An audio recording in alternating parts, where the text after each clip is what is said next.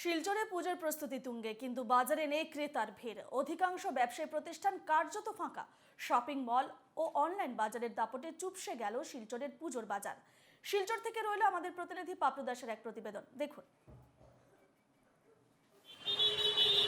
এই সময় অর্থাৎ পুজোর এই 10 থেকে 15 দিন বা 20 দিন আগে শিলচর শহর, গোটা শহরে ভিড়, কেনাকাটার ধুম থাকলেও এখন এই মুহূর্তে কিন্তু সেইটা লক্ষ্য করা যাচ্ছে না।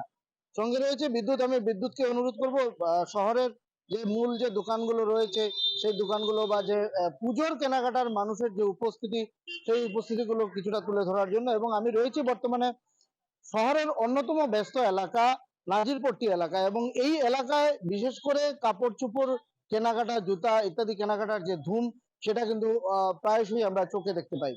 কিন্তু এই মুহূর্তে এই এলাকায়ও আমরা সেটা দেখতে পাচ্ছি না। এবং আমরা কথা বলবো স্থানীয় যারা ব্যবসায়ী রয়েছেন, বেশ কয়েকজন ব্যবসায়ী রয়েছেন এখানে, তাদের সঙ্গে, এবং তাদের সঙ্গে কথা বলবো মূলত কেন এই এই অবস্থা হয়েছে হয়ে দাঁড়িয়েছে, সেটা আমরা জানবো। দাদা, আপনার নাম? গৌতম রায়। গৌতম রায়।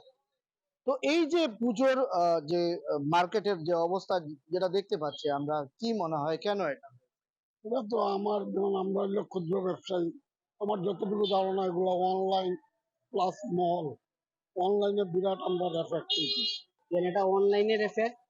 আর এবার আমাদের খুবই কষ্ট হচ্ছে, আর লোকজনে আসছে না, আর কাস্টমার তো অনেক, মানে কম কম বলতে নাই। মোবাইল টোল এইগুলাতে চলে যাচ্ছে, আমাদের মানে খুব অবস্থাই খারাপ। বড় বড় মল হয়েছে, এটার জন্য কিছু এফেক্ট হয়েছে, আর কিছু তো অনলাইনে আমাদের অনেক এফেক্ট করেছে। অনলাইন ডেলিভারি হয়ে যাচ্ছে, বাইরে মানুষগুলো আসতে পারছে না, তার জন্য আমাদের অনেক ক্ষতিকর হয়েছে। মল তো গত বছরও ছিল, এবছর আরো হয়েছে না, এটা তো একটা এফেক্ট আছে না আমাদের।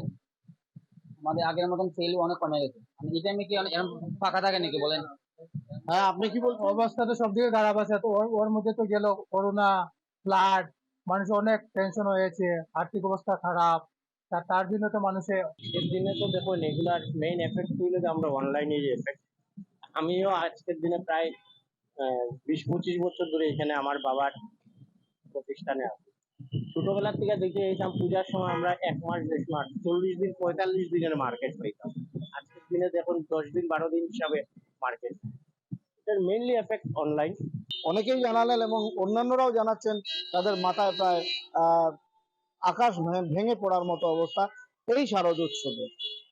এই অবস্থায় মুখে হাসি ফুটানোর কখন ফুটবে সেটাই তাদের অপেক্ষায়। শিলচর থেকে আমি পাপলু দাস, এনকেটিভি বাংলা।